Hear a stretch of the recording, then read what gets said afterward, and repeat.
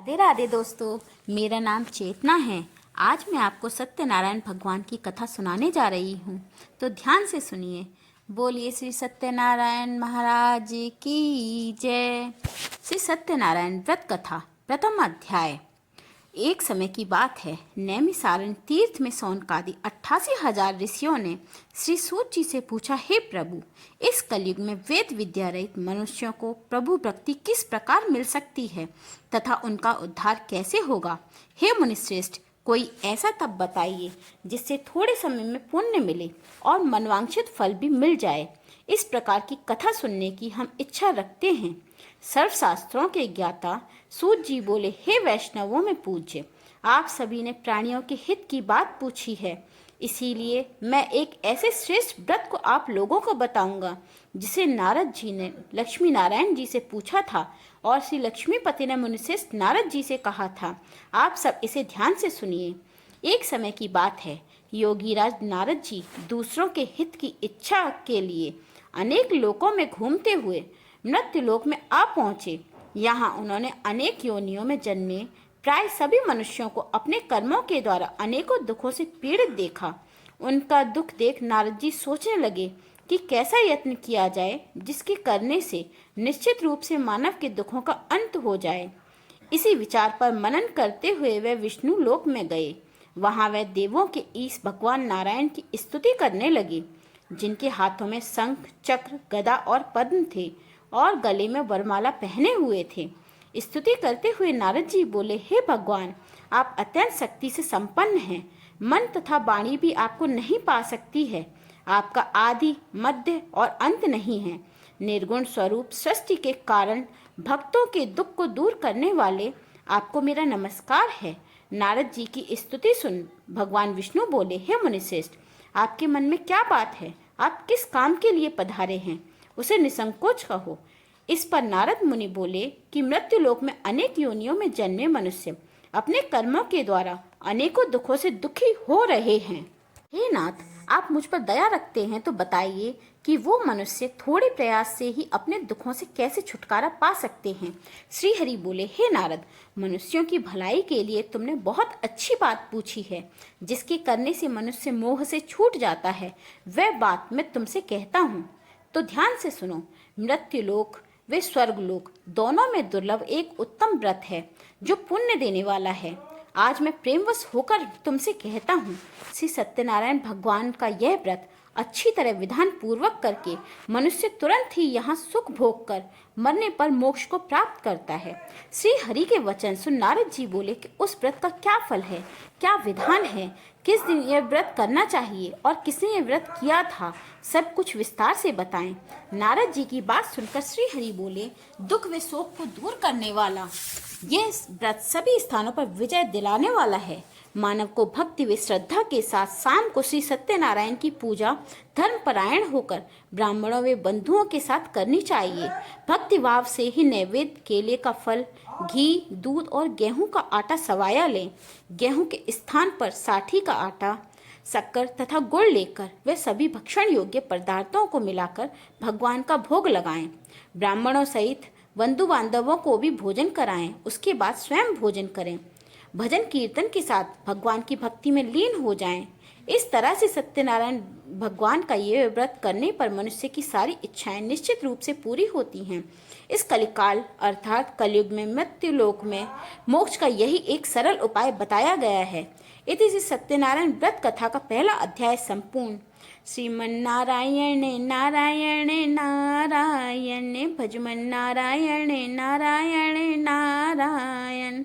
श्री सत्यनारायण भगवान की जय। श्री सत्यनारायण कथा द्वितीय अध्याय प्रारंभ। सूत जी बोले, हे ऋषियों, जिसने पहले समय में इस व्रत को किया था उसका इतिहास कहता हूँ, ध्यान से सुनो। सुंदर काशीपुरी नगरी में एक अत्यंत निर्धन ब्राह्मण रहता था। भूख प्यास से परेशान वह धरती पर घूमता रहता था। ब्राह्मणों से प्रेम करने वाले भगवान ने एक दिन ब्राह्मण का वेश धारण कर उसके पास जा आदर से पूछा, हे विप्र, नित्य दुखी होकर तुम पृथ्वी पर क्यों घूमते हो? दीन ब्राह्मण बोला, मैं निर्धन ब्राह्मण हूँ, भिक्षा के लिए धरती पर घूमता हूँ। हे भगवान, यदि आप इसका उपाय जानते हो तो बताइए। वृद्ध ब्राह्मण कहता है कि सत्यनारायण भगवान मनोवांछित फल को देने वाले हैं, इसीलिए तुम उनका पूजन करो। इसे करने से मनुष्य सभी दुखों से मुक्त हो जाता है। वृद्ध ब्राह्मण बनकर आए सत्यनारायण भगवान उस निर्धन ब्राह्मण को व्रत का सारा विधान बतलाकर अंतर्ध्यान हो गए। ब्राह्मण मन ही मन सोचने लगा कि जिस व्रत को वृद्ध ब्राह्मण ने करने को कहा है, मैं उसे जरूर करूंगा। यह निश्चय करने पर उसे रात में नींद भी नहीं आई। वह सवेरे उठकर सत्यनारायण भगवान के व्रत का निश्चय कर भिक्षा के लिए चला गया। उस दिन निर्धन ब्राह्मण को भिक्षा में बहुत सारा धन मिला, जिससे उसने बंधु बांधवों के साथ मिलकर श्री सत्यनारायण भगवान का व्रत संपन्न किया। भगवान सत्यनारायण का व्रत संपन्न करने के बाद वह निर्धन ब्राह्मण सभी दुखों से छूट गया और अनेक प्रकार की संपत्तियों से युक्त हो गया। उसी समय से ये ब्राह्मण हर माह इस व्रत को करने लगा। इस तरह से सत्यनारायण भगवान के व्रत को जो मनुष्य करेगा, वह सभी प्रकार के पापों से छूटकर मोक्ष को प्राप्त होगा। जो मनुष्य इस व्रत को करेगा, वह भी सभी दुखों से मुक्त हो जाएगा। सूत जी बोले कि इस तरह नारद जी से नारायण का कहा हुआ श्री सत्यनारायण व्रत को मैंने तुमसे कहा। हे विप्रो, मैं अब और क्या कहूँ।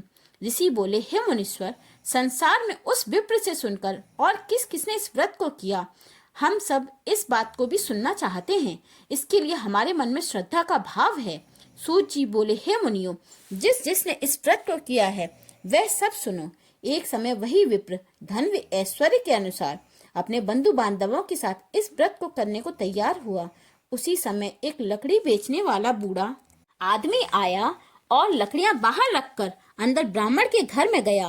प्यास से दुखी वह लकड़हारा उनको व्रत करते देख विप्र को नमस्कार कर पूछने लगा कि आप ये क्या कर रहे हैं तथा इसे करने से क्या फल मिलेगा, कृपया मुझे भी बताएं। ब्राह्मण ने कहा कि सब मनोकामनाओं को पूरा करने वाला यह सत्यनारायण भगवान का व्रत है।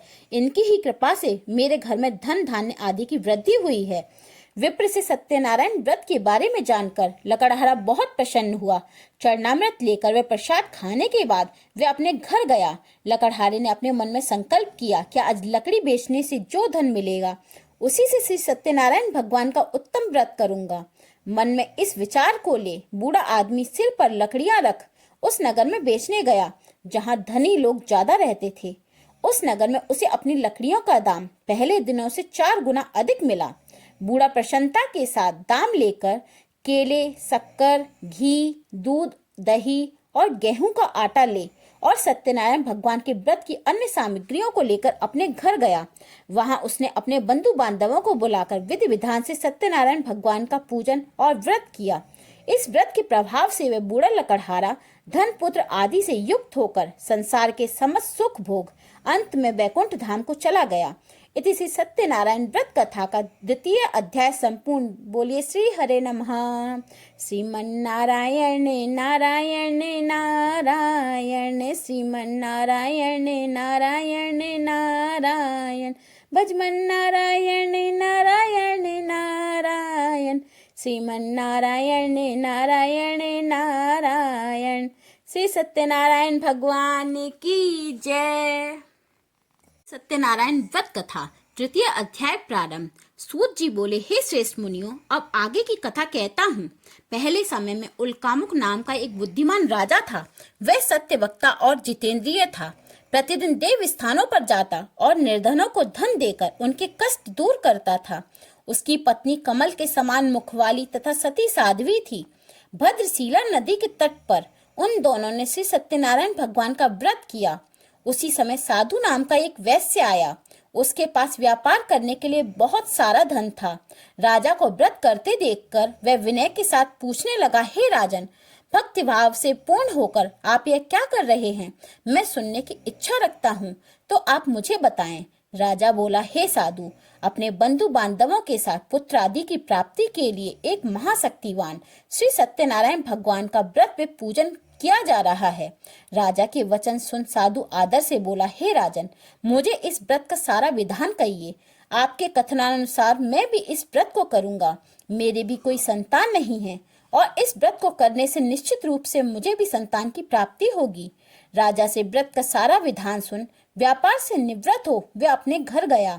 साधु वैश्य ने अपनी पत्नी को संतान देने वाले इस व्रत का वर्णन कह सुनाया और कहा कि जब मेरी संतान होगी तब मैं इस व्रत को करूंगा। साधु ने इस तरह के वचन अपनी पत्नी लीलावती से कहे। एक दिन लीलावती पति के साथ आनंदित हो सांसारिक धर्म में प्रवृत्त होकर सत्यनारायण भगवान की कृपा से गर्भवती हो गए।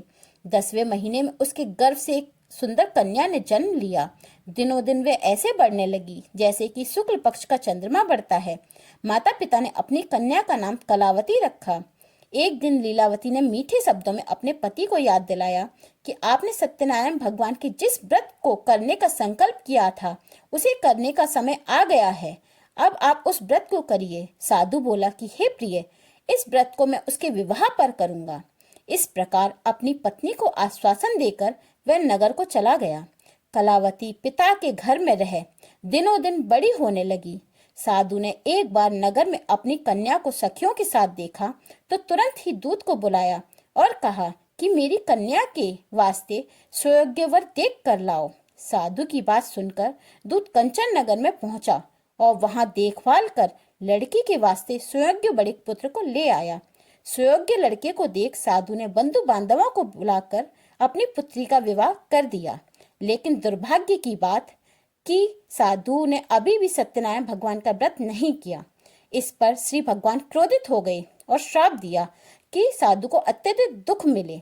अपने कार्य में कुशल साधु बनिया जमाई को लेकर समुद्र के पास स्थित होकर रत्नासारपुर नगर में गया। वहां जाकर दामाद ससुर दोनों मिलकर चंद्रकेतु राजा के नगर में व्यापार करने लगी।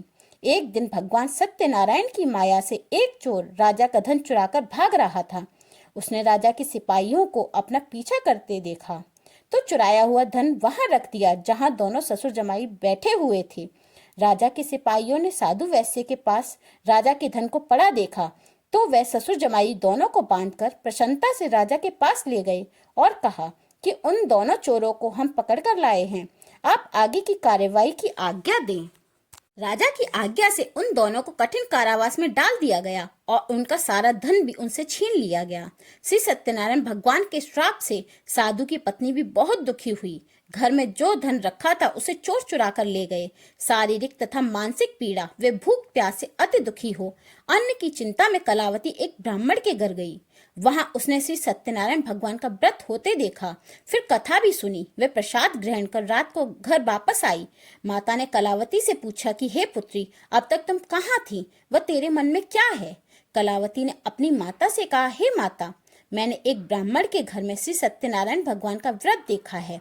कन्या के वचन सुन लीलावती भगवान के पूजन की तैयारी करने लगी।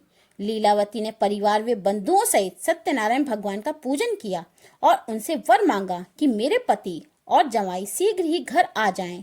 साथ ही ये प्रार्थना भी की कि हम सबका अपराध क्षमा करो।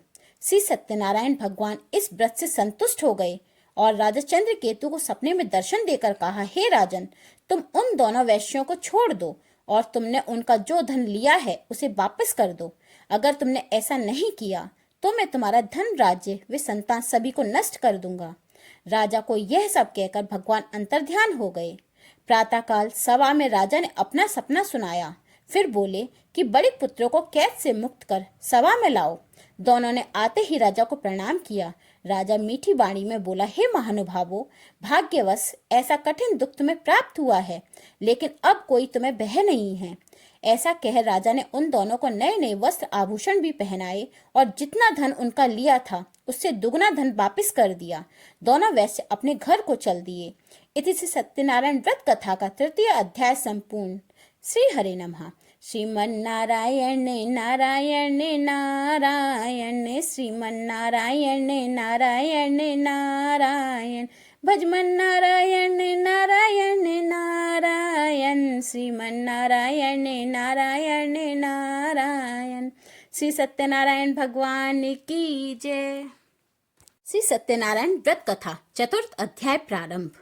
सूत जी बोले, वैश्य ने मंगलाचार कर अपनी यात्रा आरंभ की और अपने नगर की ओर चल दिए। उनके थोड़ी दूर जाने पर एक दंडी वेशधारी श्री सत्यनारायण भगवान ने उनसे पूछा, हे साधु, तेरी नाव में क्या है?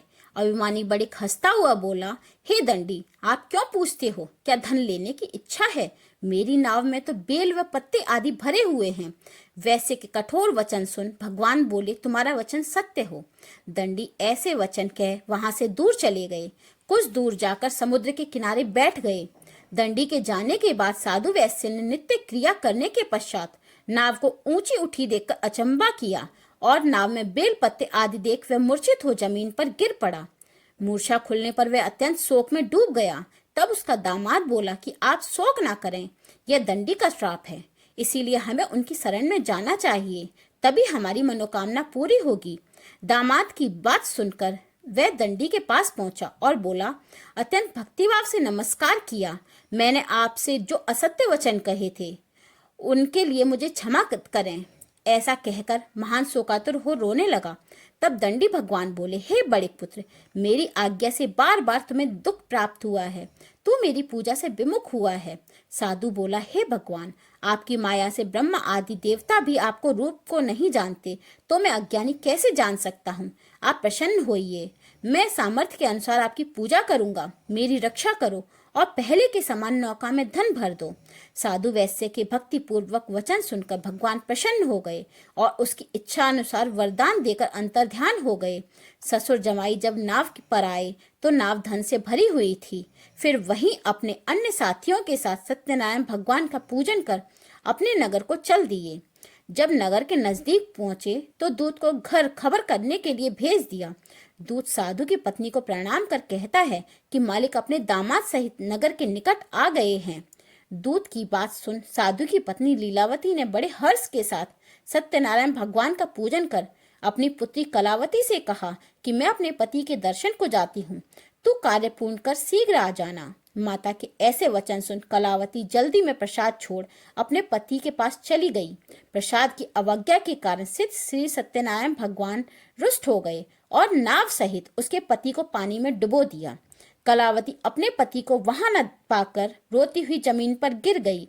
नौका को डूबा हुआ देख वह कन्या को रोता हुआ साधु दुखित हो बोला, हे प्रभु, मुझसे तथा मेरे परिवार से जो भूल हुई है उसे क्षमा करें। साधु के दीन वचन सुनकर श्री सत्यनारायण भगवान प्रसन्न हो गए और आकाशवाणी हुई, हे साधु, तेरी कन्या मेरे प्रसाद को छोड़कर आई है, इसीलिए उसका पति अदृश्य हो गया है। यदि वह घर जाकर प्रसाद खाकर लौटती है तो इसे इसका पति अवश्य मिलेगा। ऐसी आकाशवाणी सुन कलावती घर पहुंचकर प्रसाद ग्रहण करती है और फिर आकर अपने पति के दर्शन करती है।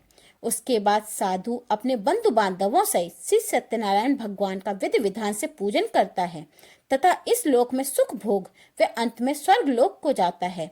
इति श्री सत्यनारायण व्रत कथा का चतुर्थ अध्याय संपूर्ण। श्री हरे नमः। श्रीमन्नारायण नारायण नारायण, श्रीमन्नारायण नारायण नारायण, भजमन नारायण नारायण नारायण, श्रीमन्नारायण नारायण नारायण। श्री सत्यनारायण भगवान की जय। श्री सत्यनारायण व्रत कथा पंचम अध्याय प्रारंभ। सूत जी बोले, हे ऋषियों, मैं और भी एक कथा सुनाता हूँ, उसे भी ध्यान पूर्वक सुनो। प्रजा पालन में लीन तुंगध्वज नाम का एक राजा था। उसने भी भगवान का प्रसाद त्याग कर बहुत ही दुख पाया। एक बार वन में जाकर वन्य पशुओं को मारकर वह बड़ के पेड़ के नीचे आया। वहां उसने ग्वालों को भक्ति भाव से अपने बंधुओं सहित सत्यनारायण भगवान का पूजन करते देखा। अभिमानवश राजा उन्हें देखकर भी पूजा स्थान में नहीं गया और ना ही उसने भगवान को नमस्कार किया। ग्वालों ने जब राजा को प्रसाद दिया तो उसने प्रसाद नहीं खाया और प्रसाद को वहीं छोड़ वह अपने नगर को चला गया। जब वह अपने नगर में पहुंचा तो वहां सब कुछ तहस नहस हुआ पाया तो वह शीघ्र ही समझ गया कि यह सब भगवान ने ही किया है। वह दोबारा ग्वालों के पास गया और विधि पूर्वक पूजा के प्रसाद को खाया तो सत्यनारायण भगवान की कृपा से सब कुछ पहले जैसा हो गया। दीर्घ काल तक सुख भोगने के बाद मरणोपरांत उसे स्वर्गलोक की प्राप्ति हुई। जो मनुष्य इस परम दुर्लभ व्रत को करेगा तो भगवान सत्यनारायण की अनुकंपा से उसे धन धान्य की प्राप्ति होगी। निर्धन धनी होता है और भयमुक्त हो जीवन जीता है। संतानहीन मनुष्य को संतान सुख मिलता है और सारे मनोरथ पूर्ण होने पर मानव अंत काल में वैकुंठ धाम को जाता है। सूत जी बोले, जिन्होंने पहले इस व्रत को किया है, अब उनके दूसरे जन्म की कथा कहता हूँ। व्रत शतानंद ब्राह्मण ने सुदामा का जन्म लेकर मोक्ष की प्राप्ति की। लकड़हारे ने अगले जन्म में निषाद बनकर मोक्ष प्राप्त किया। उल्कामुक नाम का राजा दशरथ होकर बैकुंठ को गए। साधु नाम के वैश्य ने मोरध्वज बनकर अपने पुत्र को आरे से चीरकर मोक्ष प्राप्त किया। महाराज तुंगध्वज ने स्वयंभू होकर भगवान में भक्ति युक्त हो कर्म कर मोक्ष को पाया। इति श्री सत्यनारायण व्रत कथा का 5वां अध्याय संपूर्ण। श्रीमन्नारायण नारायण नारायण, श्रीमन्नारायण नारायण नारायण, भजमन नारायण नारायण नारायण, श्रीमन्नारायण नारायण नारायण। श्री सत्यनारायण भगवान